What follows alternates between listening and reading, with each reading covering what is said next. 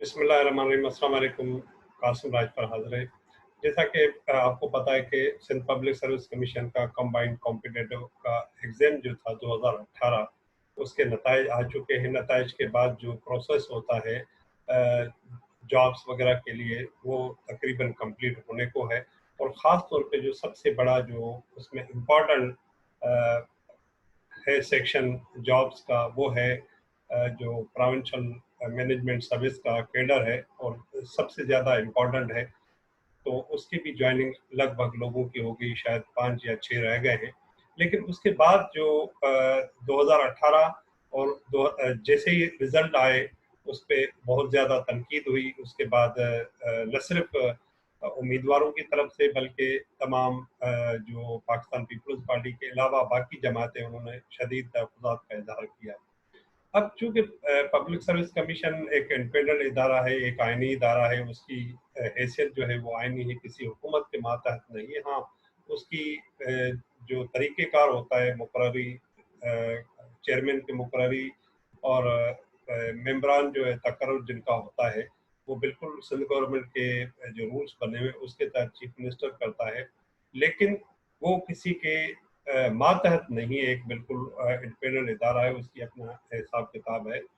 आज Sindh public service commission ने 23 मई को एक हैंडआउट जारी करके या प्रेस रिलीज़ जारी करके उस सारी सूरत-हाल का जवाब दिया है। लेकिन ये सूरत-हाल पेश क्यों आई, थोड़ा हम इसका जायज़ा ले लेते हैं, फिर वो जो प्रेस रिलीज़ है, वो उसको भी डिस्कस में इंशाल्लाह ले आएँगे। तो छोटी-सी एक मैंने प्रेज़ेंटेशन बनाई है, क्योंकि मामला इतना गंभीर है, तो इस पे तफ़सीली बात होगी, जिसमें इंशाल्लाह हम आगे चल के सबूतों के साथ देखेंगे कि अर्बन रूरल कोटा है क्या, और इवन अर्बन रूरल कोटा की जो हमारे यहाँ तारीफ़ की जाती है या जो उसका तारुफ बयान किया जाता है, वो बिल्कुल ऐसे नहीं है जैसे बयान किया है। इसकी एक टेक्निकल वजह है, टेक्निकल एक बहुत बड़ा बैकग्राउंड है, जिसको इंशाल्लाह आगे चल के हम किसी प्रोग्राम में या वीडियो में आपके साथ ज़रूर शेयर करेंगे। लेकिन क्योंकि आज सिर्फ हम बात करेंगे जो कंबाइंड कॉम्पिटिटिव एग्ज़ाम है, उस पे जो तनकीद हुई है, मैं भी गुज़िश्ता 4-5 दिन के से मुसलसल इसके हवाले से सोशल मीडिया को चेक कर रहा था। लेकिन कल जो प्रेस कॉन्फ्रेंस हुई थी, बल्कि 21 मई को एमक्यूएम ने प्रेस कॉन्फ्रेंस की थी, खालिद मकबूल सिद्दीकी साहब ने, उसने शदीद किस्म के इल्ज़ामात लगाए थे सिंध पब्लिक सर्विस कमीशन पे, जिसमें यहाँ तक कहा गया था कि ये सिंध पब्लिक सर्विस कमीशन नहीं है, बल्कि सिंधी पब्लिक सर्विस कमीशन है। उन्होंने यहाँ तक भी कह दिया कि एक भी मेंबर उर्दू बोलने वाला, पश्तो बोलने वाला, इवन पंजाबी बोलने वाला नहीं है। तो खालिद मकबूल सिद्दीकी साहब से एक सवाल पूछने की मैं भी जसारत कर लूँगा। खैबर पख्तूनख्वा की जो पब्लिक सर्विस कमीशन है या पंजाब की जो पब्लिक सर्विस कमीशन में, उसमें कितने उर्दू बोलने वाले, कितने सिंधी बोलने वाले मेंबर हैं? तो ये तो कम अज़ कम उनकी ये जो बात है, उसका कानूनी तौर पे कोई जवाज़ मौजूद नहीं। हाँ, तअस्सुब की बुनियाद पर आदमी जो भी बोलना चाहे वो कर सकता है।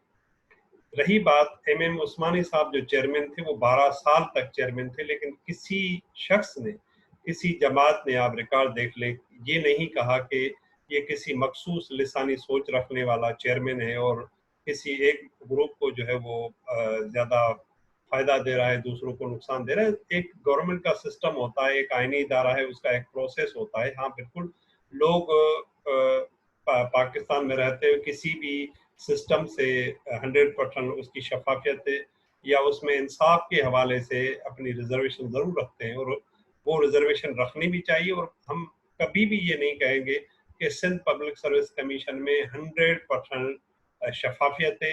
मैं ज़ाती तौर पे समझता हूँ 75 से 80% हालिया सिंध पब्लिक सर्विस कमीशन पे मेरिट हो रही है, लेकिन बहुत सारे लोग 90% तक कहते हैं कि वहाँ पे हो रहा है, लेकिन होना 100% चाहिए। लेकिन चूंकि जिस मुल्क में रहते हैं, हमें उस सिस्टम का पता है कि क्या हो रहा है, क्या नहीं हो रहा। फेडरल पब्लिक सर्विस कमीशन की जब बात आएगी तो हम वहाँ पे भी बात करेंगे कि कैसे सिर्फ और सिर्फ पंजाब की पोस्टें फिल की जाती हैं, और बाकी जो 3 सूबे हैं, गिलगित बल्तिस्तान है, आज़ाद जम्मू कश्मीर है, اس کی سیٹیں یا پنجاب میں اقلیتوں کی سیٹیں کیری فارورڈ ہوتی ہیں، باقی پنجاب کی جو جنرل سیٹس میرٹ کی جو کوٹا کے تحت ہوتی ہے وہ ساری کی ساری فل ہوتی ہے. اور گزشتہ 10-15 سال انشاءاللہ ہم اس پہ ایک ضرور پروگرام کریں گے اور آپ کو بتائیں گے کہ یہ کیوں ہو رہا ہے. یہ کچھ اسکرین شاٹ ہیں اس کے جو جناب خالد مقبول صدیقی صاحب نے پریس کانفرنس کی تھی. اس میں جو سب سے امپورٹنٹ انہوں نے بات کی جس کا نہ پیر ہے نہ کوئی سر ہے کہ ایک بھی اردو بولنے والا اس پبلک سروس کمیشن میں پاس نہیں ہوا. میں پھر سے ریپیٹ کر لیتا ہوں، خالد مقبول صدیقی صاحب کا کہنا تھا کہ ایک بھی اردو بولنے والا اس پبلک سروس کمیشن کے کمبائنڈ کمپیٹیٹو ایگزام 2018 میں پاس نہیں ہوا، جو کہ بات سراسر جھوٹ پہ مبنی ہے، بالکل غلط ہے. اور اس پہ جب عید کے بعد انشاءاللہ العظیم میں آپ کو ایک ایک کینڈیڈیٹ بتاؤں گا کہ اس کا ڈومیسائل کہاں کا ہے، وہ کون سی زبان بولتا ہے. اچھا، دوسرا ہمارے پاس ایک بہت بڑا ایک ایشو ہے جو ہم یہ سمجھتے ہیں کہ سندھ پبلک سروس کمیشن ہو یا دوسری جو آسامیاں ہیں جس میں مختلف گریڈ کی آسامیاں ہیں وہ کوٹا سسٹم کے تحت دی جاتی ہیں. اور سندھ میں اربن اور رورل جو کوٹا ہے اس کے لیے شاید یہ مخصوص کیا جاتا ہے کہ یہ کوٹا اربن کا مطلب یہ ہو کہ صرف یہ سارا اردو بولنے والوں کے لیے ہو گیا، اور رورل کوٹا کا مطلب ہے کہ وہ سندھ کے جو دیہات سے وابستہ لوگ ہیں ان کا ہو گیا. تو مجھے یہ بولنے میں کوئی جھجک نہیں ہوتی کہ حیدرآباد کو آپ اربن کہیں گے، رورل کہیں گے، اور جو قاسم آباد سے لے کے چاروں طرف شہر میں لوگ پھیلے ہوئے ہیں ان کو آپ جو جن کے ڈومیسائل بھی حیدرآباد شہر کے ہیں، جو پیدا بھی وہی ہوئے اور یونیورسٹیز کا شہر ہونے کی وجہ سے سندھ کے تمام اضلاع سے لوگ جو ہے اپنے آج سے 10-10 20-20 25-30 یا 50 سال یا پاکستان سے پہلے بھی وہاں پہ موجود تھے. تو کیا ان کے ڈومیسائل پر بھی آپ اعتراض کرو گے؟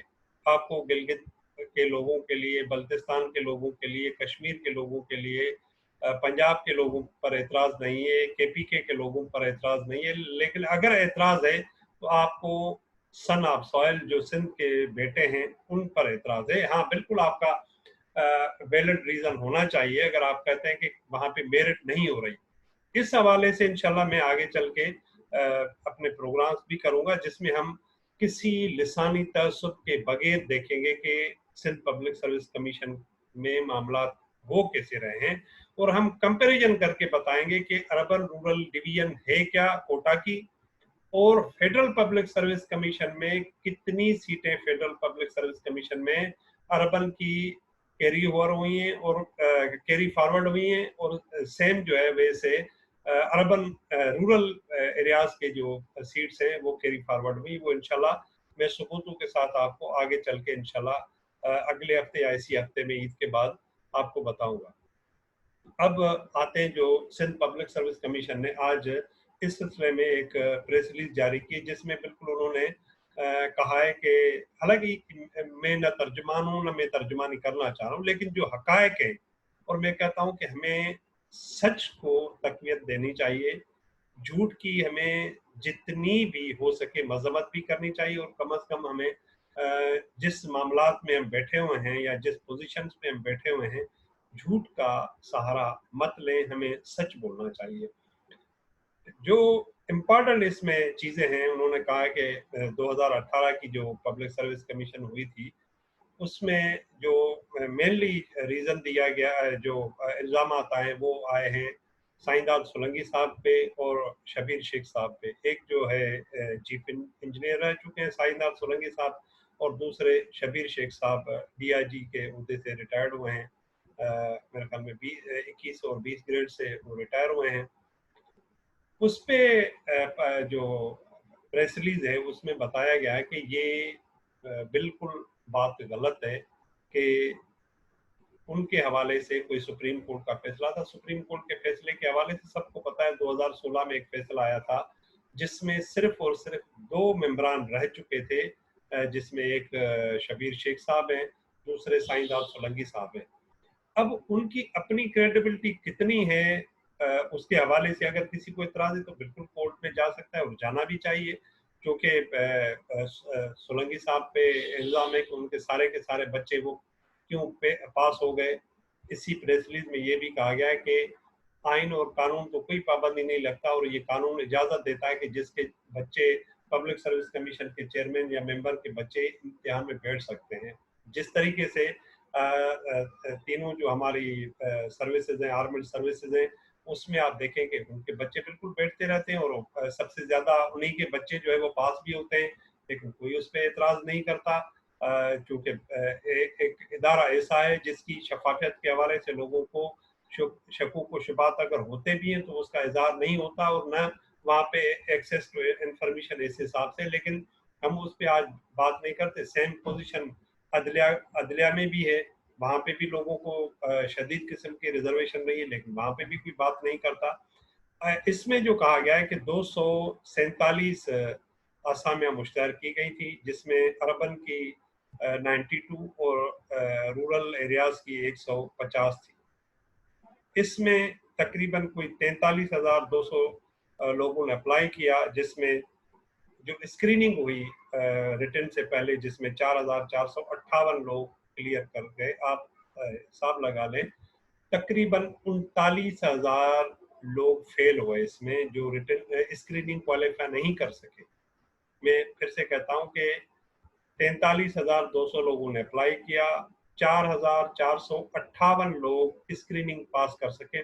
कंपटीशन की आप सूरत देख सकते हैं। फिर जो रिटर्न पास हुआ उसके बाद उसमें 3,382 लोग 3382 कैंडिडेट्स बैठे, जिसमें 554 लोगों ने रिटर्न क्लियर किया। 3,382 लोगों में से उम्मीदवारों से 554 लोगों ने क्लियर किया और उनमें से 551 लोगों को इंटरव्यू के लिए तलब किया। वो जो इंटरव्यू में आए, हालांकि सबको बुलाया गया, लेकिन 3 लोग जो है वो नहीं आए। और इसमें जो सिलेक्टेड हुए हैं वो सिंध अर्बन की जो पोस्टें हैं 97, उसके मुकाबले में तकरीबन 86 लोग जो है वो पास हुए, कैंडिडेट पास हुए अर्बन के, और इस तरीके से 149 लोग जो है वो पास हुए, कैंडिडेट्स पास हुए सिंध रूरल के डोमिसाइल रखने वाले, जिसमें 12 सीट जो है वो सिर्फ और सिर्फ रह गई हैं, जिसमें एक जो है वो रूरल एरियाज की है, बाकी 11 सीट जो है हैं अर्बन एरियाज की। अच्छा, हम ये समझते हैं, बाकी ये कहा गया कि अगर किसी को डोमिसाइल, क्योंकि डोमिसाइल के हवाले से मुझे भी ज़ाती तौर पर रिजर्वेशन है और मैं बड़े अरसे से इस पे मुहिम भी चला रहा हूँ, क्योंकि हमें सबूत मिले हैं कि आज से नहीं, ये गुज़श्ता जब से ये डोमिसाइल और पीआरसी का सिस्टम आया 70s से, तब से ये सिलसिला पूरे सिंध में चलता आ रहा है, जिसमें सिंध के नौजवानों को, खास तौर पे वो जो सिंधी बोलने वाले हैं या उर्दू बोलने वाले हैं, उनको सबसे ज़्यादा एतराज़ होता है। लेकिन ताज्जुब की बात है, हैरानगी की बात है कि उस पर कभी भी खालिद मकबूल सिद्दीकी साहब को एतराज़ भी नहीं होता, और उनके जो एमपीए साहब हैं वो जाके सिंध हाई कोर्ट में चैलेंज भी करते हैं डोमिसाइल इशू को। उस पर भी बिल्कुल उनको हक है, वो जाके उस पर अदालत का दरवाज़ा बिल्कुल खटखटाएं, और उसमें हमें कोई एतराज़ नहीं है। लेकिन एतराज़ सिर्फ ये कि तअस्सुब की बुनियाद पर न आपको आइन और कानून को के साथ मजाक करना चाहिए, न आपको ये हक है। इसमें कहा गया है कि अगर किसी को, चूँकि कानूनी तौर पे ये अख्तियार सिंध पब्लिक सर्विस कमीशन के पास नहीं है, ये अख्तियार इशूइंग अथॉरिटी के पास है, या जो अपॉइंट करता है उसके पास है। कल स्क्रूटनी भी हो सकती है, जिसे स्क्रूटनी करके इन्होंने, सिंध गवर्नमेंट ने इनको अपॉइंटमेंट के ऑफर लेटर जारी किए। लेकिन हमारी जो कावशें हैं अब भी चल रही हैं, कोशिश हमारी जारी रखी हुई है, हम इस मामले को यहाँ तक ऐसे नहीं छोड़ेंगे। अब आते हैं इस सारी सूरत को समअप करने पे, तो खालिद मकबूल सिद्दीकी साहब को शायद कोटा का मतलब ये समझ में आया है कि जो कोटा जब वो इत्तेहादी हुकूमतों के हिस्सा होते थे, जिस तरीके से उसमें नौकरियों की बंदर बांट होती थी, शायद उनके हिसाब से भी ये है कि कोटा इस तरह दिया जाए कि 60% जो है वो पाकिस्तान पीपल्स पार्टी ले ले और 40% एमक्यूएम को दे दे। तो मैं समझता हूँ कि ये न इंसाफ के तकाजे पूरा करता है, न सिंध के शहरों में रहने वाले, न सिंध के देहात में रहने वालों लोगों के साथ, नौजवानों के साथ इंसाफ होगा। लिहाजा हम उम्मीद करते हैं कि सिंध पब्लिक सर्विस कमीशन अपनी क्रेडिबिलिटी को न सिर्फ इम्प्रूव करे बल्कि 100% उसको अपनी सलाहियतें कारामद लाते हुए, अपनी सलाहियतें बरोकार लाते हुए इसको इम्प्रूव भी करें और कोशिश करके शफाफियत के साथ बगैर किसी रंग और नस्ल के